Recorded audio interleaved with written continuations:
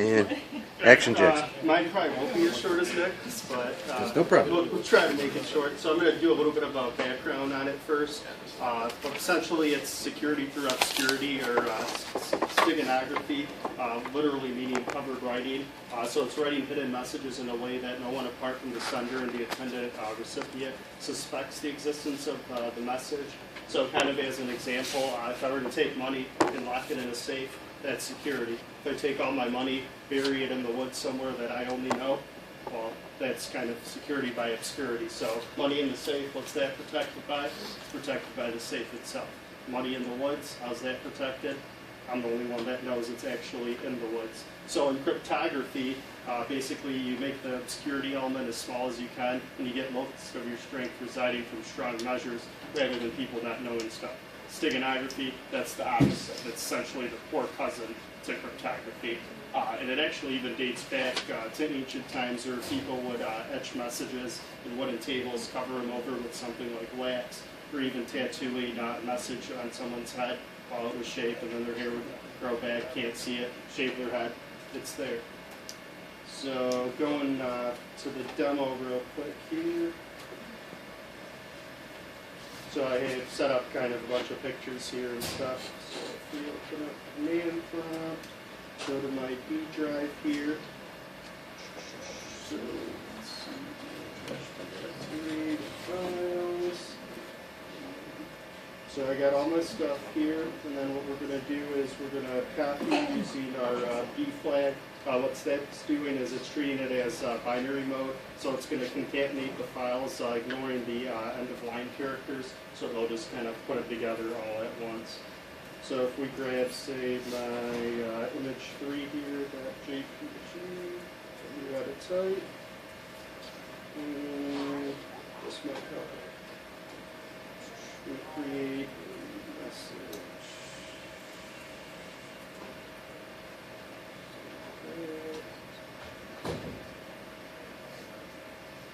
So what I'm going to do is I'm going to create a message here and make it a zip file.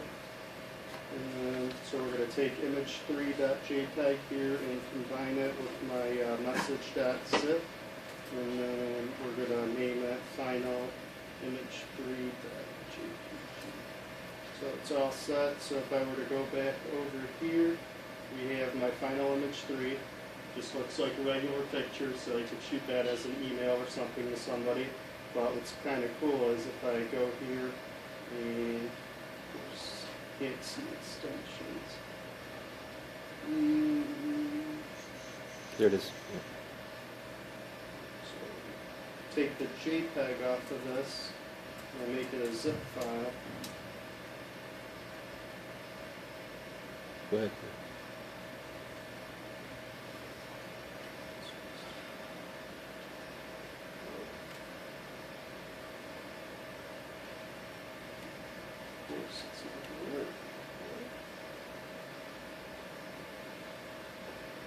Okay, so we extract that out. So let's say I deleted this and I hit extract here.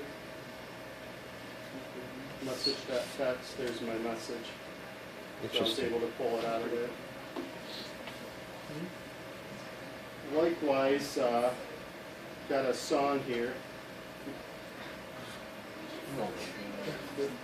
I don't know what it sounds like. Can you turn it on? Yeah, it's actually one of Mary's favorites.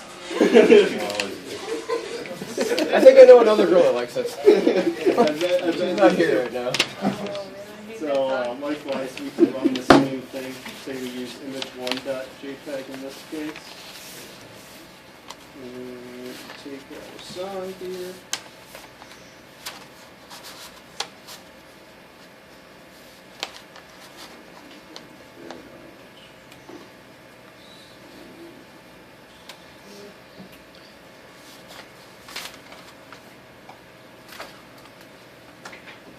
So I got my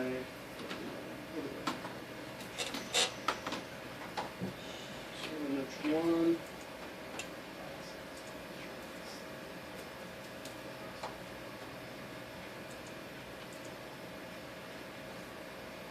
I'm getting my song back again. So same type of deal. You could put a song in there, or pretty much anything you really want to put in there.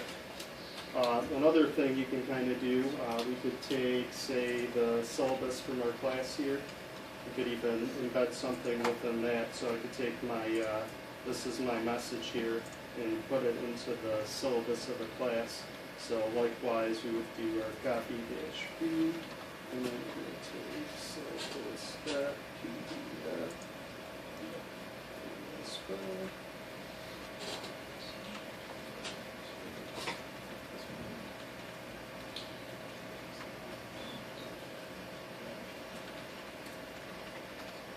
So we got our final syllabus here, still readable, you can still see everything. Now if you were to take a hex editor, so hex.d, just a free editor off the internet there, not too crazy. And then if I were to open final syllabus in hex form, everybody know what hex form is? Okay.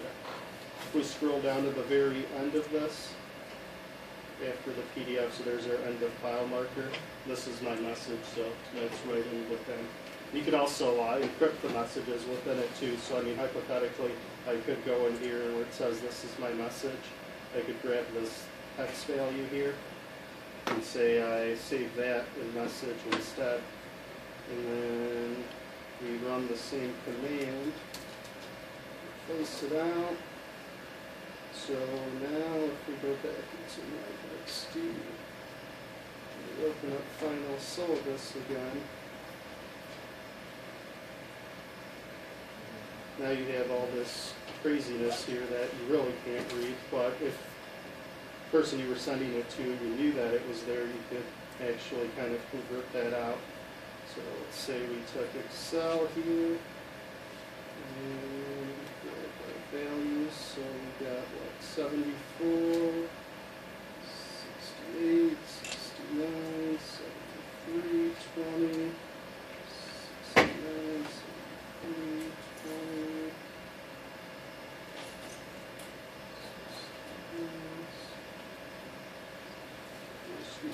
74, 68, 69, 73, 20, 69,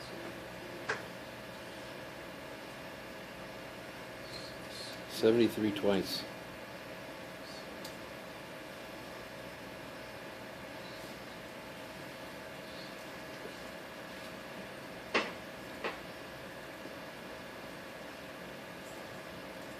Yeah.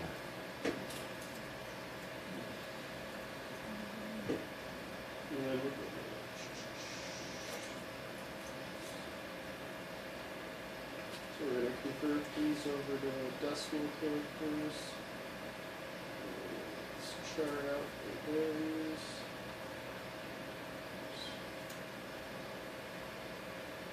And granted, I did that right, but no, deleted mine, but you get the point. This is my message, so that's kind of did a little hex encryption right into it. So it's pretty cool. And then some kind of interesting stuff that I threw out here. There's actually claims out there that Al-Qaeda has actually used this to encode messages into images and then transported them to prepare for the 9/11 attacks.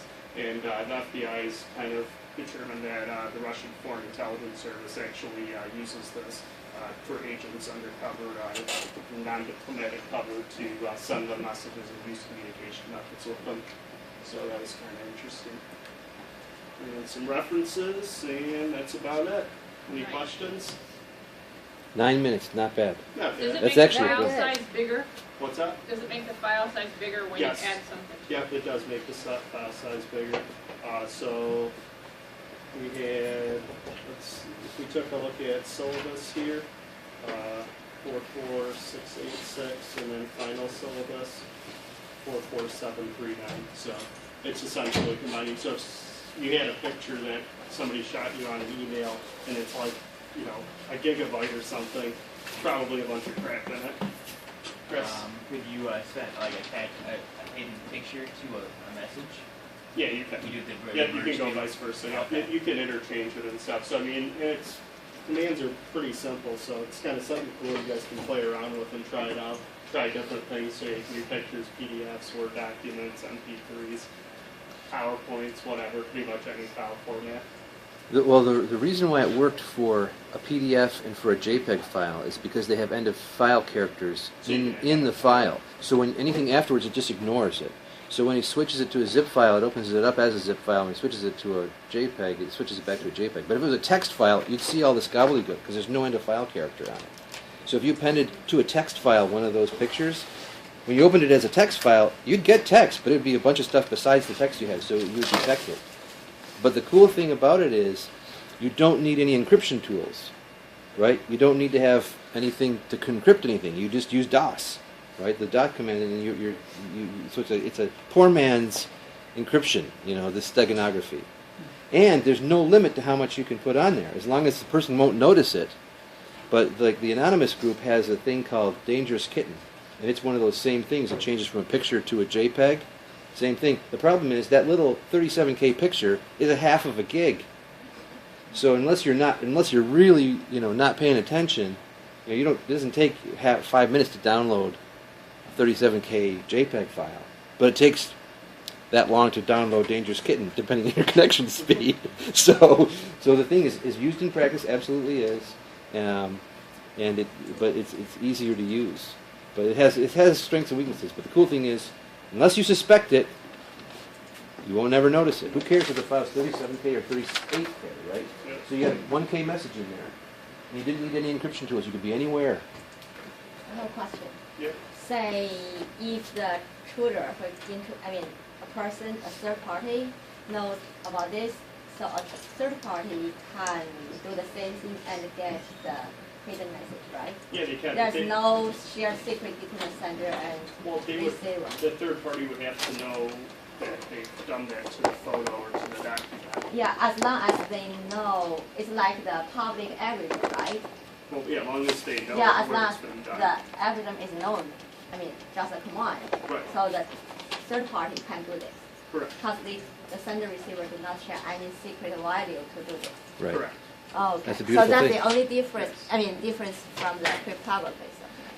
It's in the open. It's not encrypted at all. Is it So possible to add you sender can- receiver you can share secret You can value? encrypt with it you as should. well. You absolutely could. You could attach an encrypted file. Yes. Yeah, my point is, even if the sender receiver share some secret value, can the the third party, if they know the algorithm, they can extract the hidden message.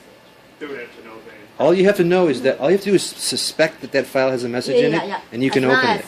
Okay. Now the cool thing too is if let's suppose that you're sending a pictures and stuff, and and your system is there to detect encryption. If it detects encryption, it might flag the file. So if there's no encryption in it, it's not going to flag the file, and it's still going to get through. So sometimes like if I want to play a card, we're playing euchre, right? And I'll say, well, I'll meet you at the club at 9, right? I want you to play the 9 of clubs or something, right? I'm not using any encryption. I'm just using like steganography. You know what I mean, hopefully, and they don't know. But if they're wise to it, if they're watching for it, they're gonna know. So it's a vulnerable way of passing a secret message, but sometimes it's the only way to get it through. Okay, great. That's a good presentation. Nicely done.